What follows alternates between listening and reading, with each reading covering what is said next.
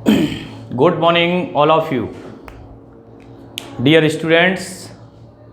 आज lecture number 2 chapter number 6 सांतत्य एवं अवकलनीयता, कंटिन्यूटी एंड डिफरेंशियलिटी। ठीक है, ये चैप्टर जो है वो मैक्सिमम 2 मार्क्स का है। आपको आरबीएससी के अंदर मैंने जैसा आपको बता रखा है, ठीक है, ये 2 मार्क्स का है और 6 मार्क्स का आपका 7 चैप्टर था, वो मैंने आपको बता दिया। ठीक है, थोड़ा लेंथी है, लेकिन आपको इसका मेन चीज़ क्या है, मेथड समझना है। लेंथी कितना भी हो, 2 ही चीज़ें हैं, एक तो कंटिन्यूटी चेक करना और दूसरा डिफरेंशियलिटी चेक करना।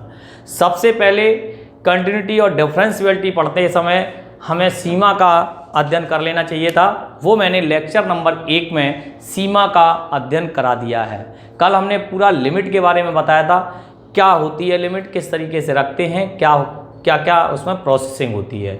बात करते हैं सांतत्य और अवकलनीयता की। इसमें कुछ प्रसार एक्सपेंशन की आवश्यकता पड़ती है और जो कंटिन्यूटी है वो किस तरीके से दर्शाई जाए, उसको आलेख में कैसे दर्शाते हैं और न्यूमेरिकल में कैसे करते हैं, इन सब बातों का।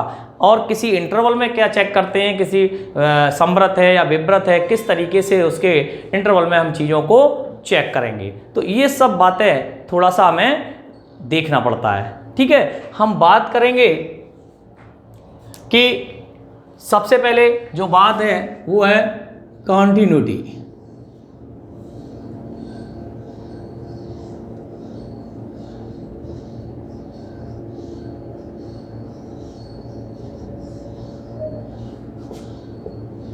आपने देखा, मैंने जब कंटिन्यूटी लिखा तो कहीं भी पेन की नोक को नहीं उठाया, तो दैट इज यही कहलाती है किसी आलेख, किसी फंक्शन का आलेख खींचने पर, ठीक है, पेन की नोक को कहीं भी उठाना ना पड़े, तो ऐसे वक्र का जो आलेख होता है वो सतत होता है, अर्थात वो कंटिन्यूअस होता है, सांतत्य कहलाता है।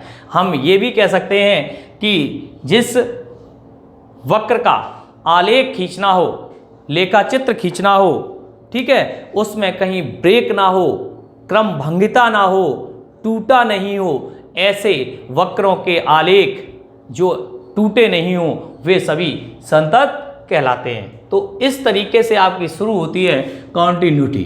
ठीक है, सांतत्य, हिंदी में इसको हम सांतत्य कहते हैं और संतत्य भी कहते हैं। ठीक है, तो हम जो पढ़ने जा रहे हैं वो सांतत्य पढ़ने जा रहे हैं। पहला टॉपिक है अपना सांतत्य। ठीक है, तो डेफिनेशन की तो बात हमने कर ली है, बहुत बड़ी बात नहीं है, डेफिनेशन लिखा भी दूंगा मैं कि ऐसा फलन जिस एफ ऑफ एक्स जिसका आलेख खींचने पर वो कहीं टूटा ना हो, ब्रेक ना हो, है ना, वो अपने प्रांत के बिंदुओं पर कैसा हो, सतत हो, ब्रेक ना हो, इसलिए वो कैसा कहलाता है, संतत कहलाता है, कंटिन्यूअस कहलाता है। तो हम बात करते हैं कुछ चीज़ों की। तो अब हम जिन चीज़ों की बात करेंगे उनमें पहला है, जैसे कुछ चीज़ें मैं लिख रहा हूँ, नंबर 1 नो ब्रेक।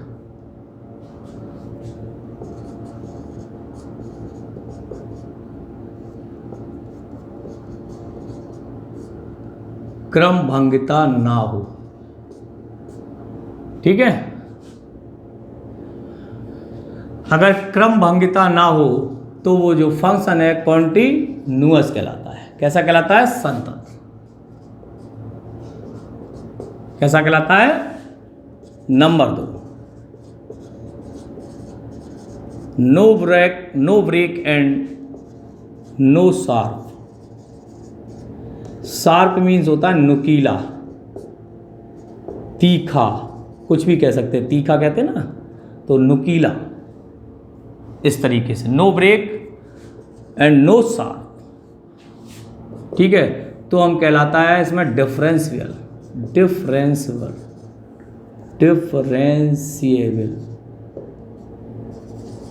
ठीक है, अवकलनीय, तो वो डिफरेंशियल कहलाता है। तो ये जो 2 बातें मैंने लिखी हैं आप ये मोस्ट इंपॉर्टेंट समझ लें और इनको नोट डाउन भी कर लेंगे। ये जो मैंने लिखा है वो छोटी सी बात लिखी है, लेकिन हमने लिख दिया है नो ब्रेक, क्रम भंगिता ना हो, ब्रेकिंग ना हो, मीन्स अगर उसमें ब्रेक नहीं है तो ऐसे फंक्शन कंटिन्यूअस होंगे। और no break and no sharp means अगर वो नो ब्रेक है, अगर वो नो ब्रेक है तो डिफरेंशियल नहीं है, लेकिन अगर नो ब्रेक और नो शार्प है तो हम कह सकते हैं कि वो डिफरेंशियल भी होगा। तो इस तरह से हमें चीज़ों को समझना पड़ेगा, ठीक है ना। चोंच, चोंच भी कहते हैं, ये चोंच, चोंच से निकली होती है ना। और तो हम एक एग्जाम्पल लेते हैं आपको बताने के लिए। हम हिंदी थ्योरी की बात कर लेंगे बच्चों। हिंदी थ्योरी बहुत बड़ी बात नहीं होती है, वो लिखाना और लिखना सब बहुत सिंपल सी बात है। तो हम बात करते हैं सबसे पहले साइन एक्स की, साइन मॉड एक्स की। किसकी? Sine mod x. तो साइन मॉड एक्स का जो ग्राफ है वो इस तरीके से हम देख रहे हैं। साइन मॉड एक्स का बनाना है तो साइन एक्स का ही बनाएंगे, लेकिन इसका ही इमेज इधर बनेगी। तो यहाँ पर y और y डैश। देखो सबसे बड़ी दिक्कत पता कहाँ आएगी? जिन बच्चों ने फंक्शन नहीं पढ़ा होगा ना उनको बहुत बड़ी दिक्कत आएगी। 11th क्लास में अगर आपने फंक्शन, कौन सा फंक्शन नहीं आता होगा ना, तो फंक्शन पहचानना, उनके डोमेन, रेंज, उनके ग्राफ्स, ये सब चीज़ें बहुत डिफरेंस होती हैं। जो बच्चे पढ़ते हैं वही जानते हैं। तो हम बात करते हैं साइन मॉड एक्स। तो साइन का जो ग्राफ है वो सभी लोग जानते हैं, 11th क्लास में पढ़ा होगा। तो किस तरीके से हमें बनाना होता है, तो ये 0 है ना। तो ये इस तरीके से आप चलता जाता है, ठीक है। फिलहाल तो हम तो यूँ मान रहे हैं। तो ये आ गया आपका 0 है ना, ये π/2, ये पाई, ये 3π/2, ये 2π, इस तरीके से। अब सेम जैसा मैंने इधर लिया है ना, जैसा मैंने इधर लिया है, सेम इसकी इमेज बनानी होगी। क्या बनानी होगी? इमेज, ना कि साइन का ग्राफ। साइन मॉड एक्स है, क्या है? Sine mod x. तो साइन मॉड एक्स का ग्राफ बनाना होगा तो इस तरीके से सेम टू सेम, जितना इधर है सेम टू सेम बनाते जाओ, ठीक है ना भाई। हाँ, इस तरीके से ये देखिए, ठीक है ना। तो बिल्कुल सेम टू सेम। तो अब आप यहाँ देखो, ये देखो, सबसे पहले तो ये देखो, कितने बच्चे बताएंगे कि ये कंटिन्यूअस है। देखो ये कंटिन्यूअस है, ये देखिए क्या हुआ, कंटिन्यूअस है। देखिए ये कंटिन्यूअस चल रहा है, तो ये कंटिन्यूअस है, तो दिस ग्राफ इज कंटिन्यूअस। कैसा हो गया? कंटिन्यूअस हो गया। But not differential, but not differential. क्यों डिफरेंशियल क्यों नहीं है? क्योंकि ये देखो शार्प आ गया। हम केवल ग्राफ से देखकर बता रहे हैं कि ये देखो चोंच बन गई। क्या बन गई? चोंच बन गई, शार्प, है ना। तो अगर ये नुकीलापन है, हमने क्या था, नो शार्प होना चाहिए। कैसा होना चाहिए? चलो नो ब्रेक है भाई, नो ब्रेक, इसका ग्राफ कैसा है? No break. चलो हमने मान लिया जब नो ब्रेक है तो कंटिन्यूअस है, बट नॉट डिफरेंशियल, क्योंकि शार्प दिख गया। शार्प दिख गया का मतलब ये चोंच दिख गई। जब ये चोंच है तो ये नॉट डिफरेंशियल होगा। That clear? तो आप यहाँ से समझ रहे होंगे मैं आपको क्या बताना चाहता हूँ। ये सारे ग्राफ्स के माध्यम से मैंने आपको क्यों बता रहा हूँ, ये सब चीज़ें आप देख सकते हैं, ठीक है ना। तो ये बहुत सारे हम एग्जाम्पल्स आपको बताएंगे, अभी आप बैठे देखते रहेंगे। एक और हम ले लेते हैं जिसमें हम y is equal to example number 2, y is equal to, कुछ बच्चे तो पहली बार नाम ही सुन रहे होंगे। हाँ, किस प्रकार का फंक्शन है ये? Greatest integer function, GIF। क्या बोलते हैं? GIF का ही नाम सुना होगा पहली बार, ग्रेटेस्ट इंटीजर फंक्शन। तो ग्रेटेस्ट इंटीजर फंक्शन जो क्या करता है, function of x is equal to, क्या करता है, या तो वो यहाँ 0 रहता है, x is equal to integer पे, और -1 रखता है, x does not equal any integer, ठीक है ना। ये इसकी कंडीशन होती है। तो इसकी कंडीशन की बात करते हैं तो इसका जो ग्राफ है वो इस तरीके से आता है ना। अब आप थोड़ा सा देखते चलना भैया, है ना। मैं पूरी कोशिश करूँगा आपको समझाने का जितना आपने सीखा हो। ये 0 है, ये 1 है, ये 2 है, ये 3 है, ये 4 है और ये 5 है, ये -1 है, ये -2 है। ओके, अब हमने जैसे ही देखा तो बच्चों ये सब इंटीजर हैं, देख लो -1 -2 -3 1 2 3 4 5 6 एंड सो ऑन। तो दैट्स, अब हमने जैसे ही देखा तो यहाँ पर पता चला क्या कि हम यहाँ पर आए इंटीजर यानी कि पूर्णांक है, पूर्णांक है और ये पूर्णांक नहीं है। चलिए हम बात कर लेते हैं, है ना। यहाँ पर लिख दूँ संतत परंतु अवकलनीय नहीं है, ठीक है। चलिए तो यहाँ पर जैसे ही मैंने देखा तो x = i, तो i में ये सब आ गए। चलो अब इस पे चलें, इस पे चलें, इस पे चलें, तो सब कहाँ आ रहे? 0 0 0 यहीं आ गए सब, यहीं आ गए, यहीं आ गए, यहीं आ गए, यहीं आ गए, चले ही नहीं। सब कहाँ आ गए? y = 0 को चले ही नहीं भाई। आपने 1 लिया, 1 पे भी 0, 2 लिया, 2 पे भी 0, 3 लिया, 3 पे भी 0, 4 लिया, 4 पे भी 0, 5 लिया, 5 पे भी -1 लिया, जो भी लिया, एनी इंटीजर कोई भी x की वैल्यू ले लें इंटीजर में तो उसकी y की वैल्यू क्या है? 0, तो यहीं रह गया, सबका यहीं बन गया। हटाओ। बात करते हैं -1, तो -1 लगभग यहाँ आ गया। सपोज दैट जब ये -1 आ गया तो इसका ये एक क्राइटेरिया है, चलो खींचो मत खींचो, लाइन खींच लो, वो साइन के लिए खींचते हैं। हाँ, अब हमने बात की तो जब इंटीजर नहीं हो तो 0 और 1 की वैल्यू लेनी पड़ेगी। जब वो इंटीजर नहीं है तो 0 और 1 की वैल्यू लेनी पड़ेगी, और जब 0 और 1 की वैल्यू लेनी पड़ेगी तो 0 और 1 के बीच में लेंगे, और 0 और 1 के बीच में लेंगे तभी उसकी मान कितनी होगी?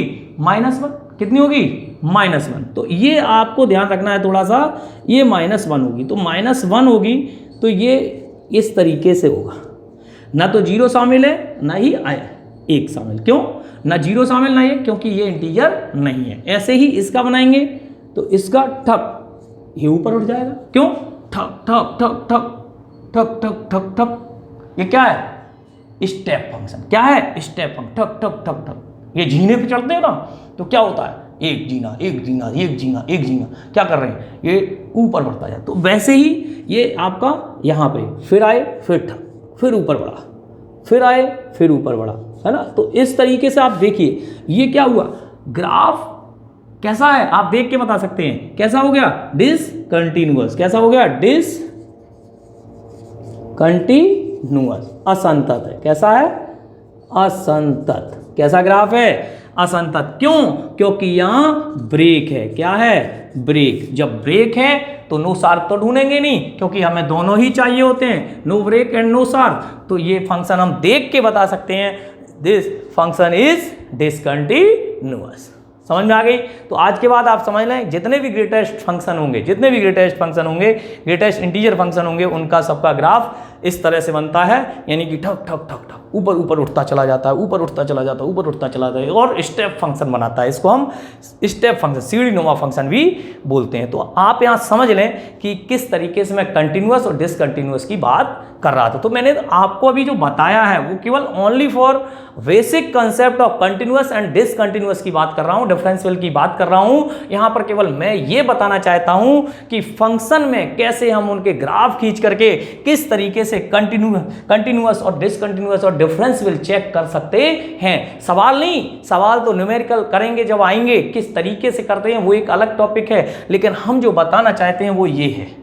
ओके, तो ये आपकी डेफिनेशन ही कहती है ऐसा कोई फलन या ऐसा फलन जिसका आलेख खींचने पर उसमें कोई उसके अंतराल में कोई क्रम भंगिता ना हो, अर्थात नो ब्रेक हो, तो ऐसे सभी फंक्शन क्या कहलाते हैं? संतत फलन कहलाते हैं। और जिनमें क्रम भंगिता हो वो सभी फलन क्या कहलाते हैं? असंतत फलन कहलाते हैं। और जिनमें नो शार्प अर्थात नो ब्रेक और नो शार्प हो वो डिफरेंशियल भी हो सकते हैं। तो हमने ये बहुत इंपॉर्टेंट पॉइंट लिख दिया है, इस बात से आप सारे ग्राफ चेक कर सकते हैं, ठीक है ना। तो आप इतना पहले नोट कर लें, नोट करने के बाद अभी मैं एक दो ग्राफ और समझाता हूँ। हाँ जी बच्चों, तो देखेंगे एक और एग्जाम्पल ले रहा हूँ, बहुत मजेदार एग्जाम्पल है, देखेंगे आप ध्यान से। y = mod x, जानते हैं क्या नाम है इसका? हम नाम बताते चलें, जो बच्चे नहीं जानते हैं वो मेरी बात को गौर करें, ठीक है। मापांक फंक्शन, मॉड्यूलस फंक्शन क्या कहलाता है? निरपेक्ष मान फलन। बहुत सारे नाम हैं, 11वीं क्लास में सब कुछ आपको बताया गया है, और जिन बच्चों ने नहीं सीखा है वो निश्चित तौर पर अपनी बुक के पार्ट का अध्ययन करें 122 पेज, जो कि हमने एक्सरसाइज 7 में भी बार बार कहा है, 122 पेज पे जितनी बातें लिखी हुई वो सारी बातें आपको मिल जाएंगी और मैं बोल भी रहा हूँ। और 11th की बुक के आप रिलेशन एंड फंक्शन के चैप्टर को पढ़ सकते हैं। तो यहाँ पर मॉडेक्स दो बातें करता है। जब x यानी कि जब x बड़ा है 0 से और उसके बराबर है तब x लिखते हैं इसको, ठीक है। कंडीशन है, ये प्रतिबंध है, वैल्यू नहीं होती है। जब x छोटा है, जब x छोटा है तो ये नेगेटिव ऑफ x, ये कंडीशन है। ऐसा तब कर सकते हैं जब ऐसा होगा, वैसे नहीं है कि आप इसकी वैल्यू मान लें, वैल्यू नहीं होती है। That is condition. क्या कहते हैं इसको?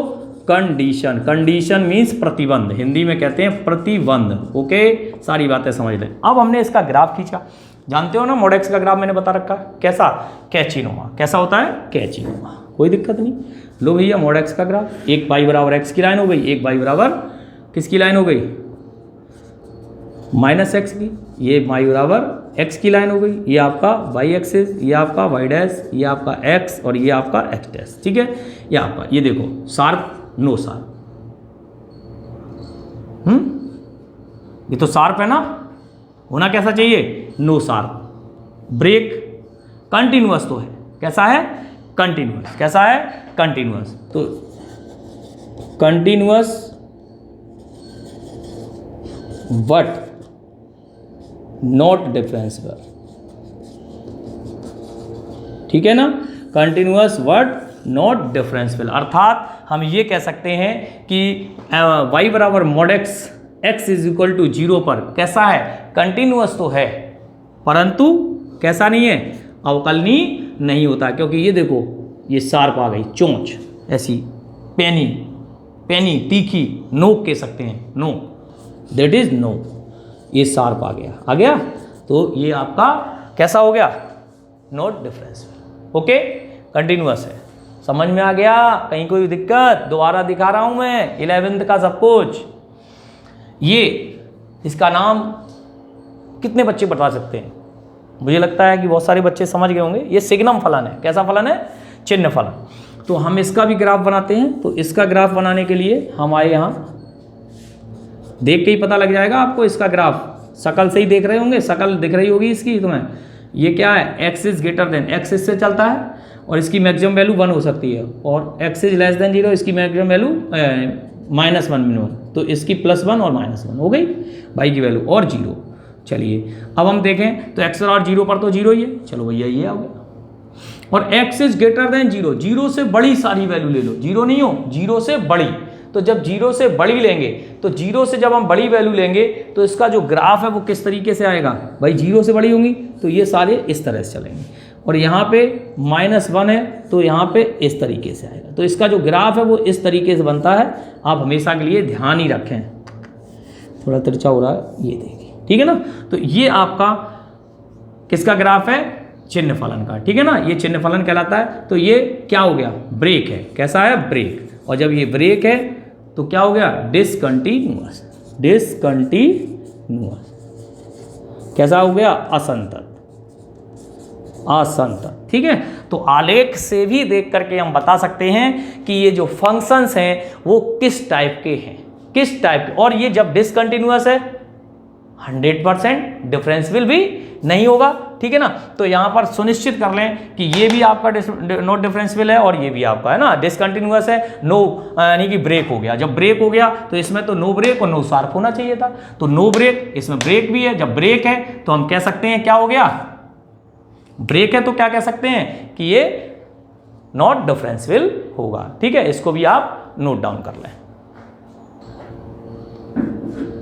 बात करते हैं y = f(x). इसका और ग्राफ खींचकर पता लगना एंड वेरीफाई करना है कि ये डिसकंटिन्यूअस है, कंटिन्यूअस है, किस टाइप का है। तो यहाँ पर हमें एक क्वेश्चन टाइप दिया गया है, तो हम इसको चेक करते हैं, ठीक है बच्चों। तो ध्यान से देखें, ये x हो गया, x डैश हो गया, और ये अपना x हो गया, और ये अपना y है, और ये अपना y डैश है, ठीक है। तो यहाँ पर अगर हम बात करें x इज लेस देन 0, अब लेस देन 0 तो इधर आएगा, x की वैल्यू लेस होंगी तो इधर आएगा। जब इधर आएगा तो कहाँ? ये मान के चलो 0 है, ये -1, -2, -3, 1, 2 3 4 एंड सो ऑन, ये इस पे चलेंगे 1 2 3 4, ठीक है, 1 2 3 4 एंड सो ऑन, -1 -2 -3 जो भी आए, ठीक है। तो हम बात करते हैं इसकी, तो x इज लेस देन 0 यानी कि 0 से छोटे, तो 0 से छोटे तो 0 तो शामिल नहीं हुआ ना, और इधर भी 0 से बड़े थोड़े से इस तरीके से आ गए। तो इसमें y बराबर माइनस है, ये लाइन हो गई आपकी y बराबर माइनस है, जो भी चलेंगे उस पर हमेशा y बराबर -x, और इधर y बराबर क्या बनेगा x। तो आप ध्यान से देखो क्या हुआ, ब्रेक हो गया, क्या हो गया, ब्रेक, और जब ब्रेक हो गया तो डिसकंटिन्यूअस, अर्थात कैसा है, संतत नहीं होगा, अर्थात यहाँ डिसकंटिन्यूअस हो गया क्योंकि ये यहाँ पे टूट गया। ब्रेकिंग होने पर ही ये ग्राफ इस तरह से बनेगा। साइन एक्स की बात कर लेते हैं, तो साइन एक्स पूरे आर में कैसा होता है, संतत होता है, ये कंफर्म है, ये चीज़ें आपको 122 पेज, आज जिन बच्चों को पढ़ना है वो अच्छी तरह से 122 page, very very most important in this chapter number 6, इस पेज को याद करें। मैं बार बार इंगित करूँगा, फलन याद करें, उसके अंदर लिखी हुई बातें याद करें, कंटिन्यूअस है, डिसकंटिन्यूअस है, क्या है, वो सारी बातें आपको अवेलेबल है। हम बात करते हैं 0, यहाँ हो गया π/2, यहाँ हो गया पाई, यहाँ हो गया 3π/2, ठीक है, यहाँ हो गया 2π। चलिए अब हमने जैसे ही लिया तो ये हो गया 1 और ये हो गया -1, ओके बच्चों, और ये हो गया माइनस के π/2, ज़्यादा आवश्यकता नहीं है। तो अपन का जो ग्राफ है वो किस तरह से चलता है वो देख लो, 1 π/0 और वो इस तरीके से आएगा, ठीक है ना, और ये यहाँ से चला जाएगा, ठीक है, और ऐसे। तो ये आपका कैसा ग्राफ है, देखो ध्यान से, ये यहाँ से चल रहा है, अपने आप इस तरीके से आ गया, तो ये कंटिन्यूअस, क्या हुआ, कंटिन्यूअस ग्राफ, कैसा ग्राफ है, कंटिन्यूअस। तो ये इधर से भी आपका आएगा तो इस तरीके से ऐसे आगे चला जाएगा, तो ये कंटिन्यूअस कहलाता है, क्या कहलाता है, कंटिन्यूअस, संतत है, कैसा है, संतत है, और डिफरेंशियल भी है, ठीक है ना, क्योंकि इसमें कोई शार्प नहीं होता है, तो इसलिए हम कह सकते हैं नो ब्रेक नो शार्प, ठीक है, अर्थात no break no sharp, no break no sharp, that is continuous and differential, कैसा है, कंटिन्यूअस भी है और डिफरेंशियल, अर्थात हम यूं कह सकते हैं ये संतत भी है और अवकलनीय भी होता है। तो इस तरीके से आप देखेंगे, मैंने बहुत सारे आपको 6 उदाहरण आपको बता दिए हैं कि ग्राफ के द्वारा हम किस तरीके से क्रमभंगता, कंटिन्यूटी चेक कर सकते हैं, डिसकंटिन्यूटी भी देख सकते हैं और डिफरेंशियल भी चेक कर सकते हैं। तो मुझे लगता है कहीं कोई दिक्कत वाली बात नहीं है। अब हम बच्चों बात करेंगे आपसे थोड़ा सा 120 पेज की, 122 पेज की, ठीक है, हम बहुत सारी चीज़ें आपको बताना चाहते हैं और वो भी हम पक्का आपको बताएंगे। आज हम कुछ नई चीज़ें, इसको नोट कर लो थोड़ा सा, फिर हम और चीज़ें बता दें थोड़ा सा। हाँ बच्चों, तो देखेंगे, मैं ये चाहता हूँ कि चैप्टर हमारा जब कंटिन्यूटी का स्टार्ट हो तो इस तरीके से स्टार्ट हो कि जब हम न्यूमेरिकल डालना स्टार्ट करें तो आपको न्यूमेरिकल इस तरीके से आ जाएं कि सारी चीज़ें आपकी कंप्लीट हो जाएं। देखो मैंने पहले लेक्चर में आपको लिमिट सिखाई, क्यों सिखाई, क्योंकि मुझे पता है प्रॉब्लम मुझे होगी पढ़ाने में और आपको समझने में प्रॉब्लम होगी। नहीं मैं चाहता लिमिट नहीं पढ़ाता, सीधा कंटिन्यूटी पे आ जाता, लेकिन मैंने उसको कनेक्ट किया, लिमिट से कनेक्ट करने के बाद ही कंटिन्यूटी, और कंटिन्यूटी तो अभी तक हमने स्टार्ट ही नहीं की। आप देख रहे होंगे दूसरा लेक्चर है आज मेरा, है ना। तो इस दूसरे लेक्चर में भी मैंने फालतू की बातें की, लेकिन फालतू की नहीं, वो बहुत काम की बातें हैं। आपने जैसा देखा कल हमने लिमिट पूरा समझाया, किस तरीके से क्या होता है, कहाँ पर लिमिट रखते हैं, क्यों नहीं रखते हैं, कैसे रखनी चाहिए, एक्सटेंड्स टू ए क्या होता है, अग्रसर क्यों होता है ना, वो सारी भी। आज हमने जो बात बताई कंटिन्यूटी की ही बताई कि क्रमभंगता हो, उसके 6-7-8 ग्राफ बताए, है ना, किस तरीके से हम ग्राफ के द्वारा हम चेक करते हैं कंटिन्यूटी है डिसकंटिन्यूटी है ना। और आज हम जो आपको और एक्स्ट्रा चीज़ें बताने जा रहे हैं जो हमारी बुक में शायद ना हो, देखने को ना मिले, तो important expansion of this exercise, अर्थात एल्जेब्रिक हो सकते हैं, ट्रिगोनोमेट्रिक हो सकते हैं, है ना, लॉगरिथमिक हो सकते हैं, एक्सपोनेंशियल हो सकते हैं, बहुत सारे हैं। तो प्रसार ये आपको मस्ट है, याद जरूर कर लेना भैया, बिना इनके काम चलने वाला नहीं है इस चैप्टर में। तो e के पावर x का 1 + x + x² upon factorial 2 + x³ upon factorial 3 plus and so on अनंत तक, e के power 1 minus x plus minus वही रहेगा same to same 1 plus x 1 plus n x plus n n minus 1 upon factorial 2 into x square plus n n minus 1 n minus 2 upon factorial 3 into x cube. बात करते हैं a की power 1 plus x log a base e x square upon factorial 2 log a base e का whole square x cube upon factorial 3 log a base e का whole cube plus and so on. Next log 1 plus x base e x minus x square upon 2 plus x cube upon 3 minus x power 4 upon 4 plus x power 5 upon 5 and so on. Next log 1 minus x, सारे minus हो जाएंगे, minus x square upon 2 minus x cube, यही same formula रहेगा, totally minus हो जाएंगे। Sine x minus x cube upon factorial 3 plus x power 5 upon factorial 5 cos x equal to and so on. cos x equal to 1 minus x square upon factorial 2 plus x power 4 upon factorial 4 and so on. बहुत है, 2-3 term तक 10x की x plus x Q upon 3 बिल्कुल अलग। तो इस तरीके से और भी कोई रह गए हो तो वो भी आपको याद करने हैं। मेरा कहने का मतलब है कि आज आपको निश्चित तौर पर जितना मैंने आज पढ़ा दिया है ये आपको लर्नेट होना ही चाहिए, तभी हम आगे चल सकते हैं। तो कंटिन्यूटी स्टार्ट करने से पहले मैं ये चाहता हूं कि आपको सारी चीज़ें आ जानी चाहिए। कुछ बच्चे होंगे जिन्हें अंतराल नहीं पता होंगे, वो भी मैं एक बार बता दूं। ये कैसा अंतराल है?